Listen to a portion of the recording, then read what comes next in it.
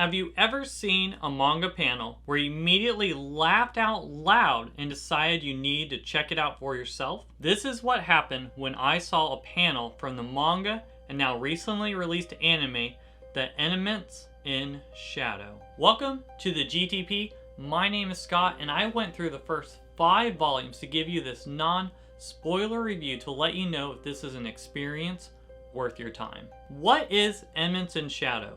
The story follows Sid, whose dream is to be a shadow broker. What is a shadow broker? They work behind the shadows of those who are already in the shadows. He manipulates events behind the scenes while flaunting his overwhelming power. A little cheesy?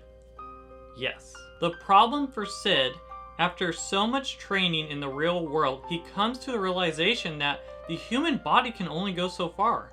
And if he were hit by a nuke, yes, a nuke, he could not survive. So what's the answer when you need to train to the point that you won't be destroyed by a nuke? Why? It's magic, of course. And while heading towards a beam of light, which Sid believes is magic through hard training, only to actually find out he's hit by a truck. Does he go to some kind of afterlife? Of course not. Instead, he's reincarnated into some fantasy world that can never really get out of the medieval times, and magic exists. This is a typical Isekai, meaning our main character in this story, Sid, has died and has now been reincarnated into another world that is similar to what you'd find in an RPG, like Final Fantasy and Dragon Quest. When starting to think, what can I compare Eminence in Shadow, I felt very similar vibes to the anime Overlord, but with way more comedy. If you like Overlord, you're going to enjoy Eminence in Shadow. If not, you might want to move along. So what do I mean by your typical Isekai? Fantasy world with magic? Check. Amazing action and fighting scenes? Check. High intelligent main character? Check. Overpowered main character? Check. Girls falling madly in love with the main character? Check. This story completely makes fun of typical RPG tropes, and our protagonist Sid is making sure to point out those tropes to us along the way. It's interesting, from the start it seems that Sid is completely making up the narrative of the story, and the final boss of this RPG world where he resides. Yet the things coming out of Sid's mouth end up all becoming true.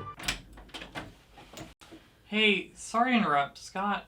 I'm trying to buy some more manga and I just can't find my wallet. Do you have any idea where it might be? Oh, I actually think it's in the forest back there. Weird. I bought tons of manga with my wallet. I haven't been in a forest in months. Yeah, it's in the forest. If you I don't know, walk 500 feet, I'm sure you'll find it. Scott, you wouldn't believe it. I found my wallet going through the forest after walking 500 feet. Just like you said. Did you really know if I walked 500 feet in the forest, even though I haven't been in the forest in a long time, that's where my wallet would be? Yep. What a weird question. I'm so brilliant. This is such a unique twist. In Eminence in the Shadow, the entire world is changing based on what Sid says. Yet once Sid says something, he has no memory that this came into being only because of him. Sid completely makes up the enemy of Diablos into being, and now Sid is actually battling the followers of Diablos itself. The reason why the evil organization exists is not because of coincidence, but because of Sid. Yet so far, Sid is never able to make that connection. You follow Sid and his organization, the Shadow Garden, who exists in the shadows to eliminate those who also live in the shadows. We blast right through the backstory within a few panels, and we are right on our way of following an established shadow organization led by Sid. So why should you go out of your way to read Eminence in Shadow? The story is entertaining, and there are a few surprises I did not even expect myself following the story. The reason why you will want to keep reading is the fun you're going to have on the journey itself. You do not always need an ever-gripping story to want to keep moving forward, as long as you are enjoying the journey. If you grew up playing RPGs, there are going to be many laugh out loud moments as you can relate to the panels. Such as Sid throwing a knife at random that ends up being the place they actually need to go. Or Sid wants to go unnoticed in life, he purposely bombs asking a girl out, hoping to be rejected as the laughingstock of the school, only instead for the girl to say yes. You will not have to deal with the typical power creep, where each battle you know the main character will struggle and then quickly come on top. There is no power creep problem because it does not exist. As you see from the start, the protagonist is the strongest, similar to Overlord. Even though majority of the supporting cast are women, I was grateful that it is not a harem manga.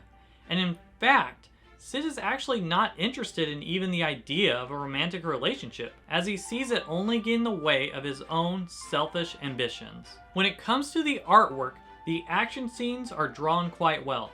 Compared to the anime, I actually enjoyed the panels in the manga more from the few parts of the anime I've watched. This manga is fast-paced, and that's a positive. I enjoy that it does not take too long to get through any arc in the story, as the manga continues to grab your attention panel after panel. There was never a moment when I felt bored while reading Eminence in Shadow. And the only con I really have, it actually has nothing to do with the story, but the cost and size of the physical manga itself. As you can see, the manga itself is quite small, and the average volume is only 140 pages. At an MSRP of $13 a piece, it is hard to recommend paying full price. I would highly recommend either purchasing digitally or waiting for a good sale on the physical volumes. When it comes to the age rating, this manga is rated for teens, and I actually agree with that rating.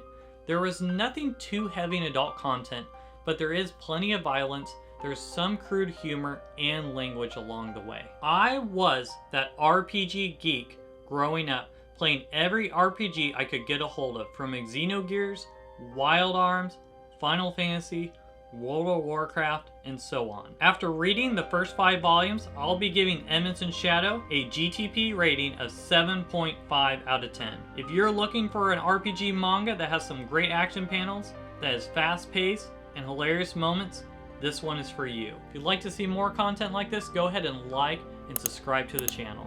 Thank you so much for watching, and I'll see you on the next one.